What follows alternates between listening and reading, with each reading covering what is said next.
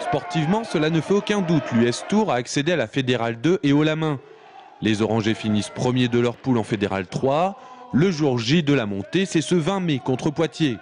En play-off, les hommes de Guillemets font de bons coups et stoppent au stade des demi-finales. Depuis, un gros doute s'est immiscé. La Fédération française de rugby décide début juillet la rétrogradation en 3e division au titre de déficit financier du club tourangeau, qui ne conteste pas les chiffres, mais se dit sur la bonne voie. L'administratif et le juridique prennent le relais du sportif. Hier, une conciliation du comité national olympique et sportif entre la fédération de rugby et le club local permet à l'UST d'évoluer en Fédérale 2 en 2012-2013. Tout était préparé à la fin de saison, les quelques renforts qui allaient venir, tout le monde était motivé, etc. Et là, ils étaient tous dans l'expectative et bien sûr, c'est un hurrah envers la fédération, quoi. Du côté du hockey sur glace, les Remparts de Tours ont connu longtemps l'effet inverse.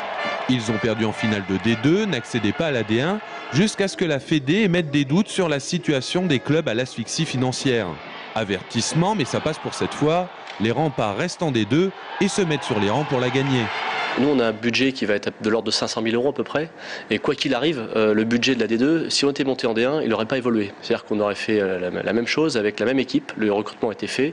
Et quand j'ai eu la discussion avec Radek Stepan et Normand Roy, ça avait été assez clair. C'est-à-dire que si des fois on montait en D1, on n'aurait pas changé l'équipe du tout. Le sportif peut maintenant prendre le relais de l'administratif. Les deux clubs reprennent l'entraînement lundi.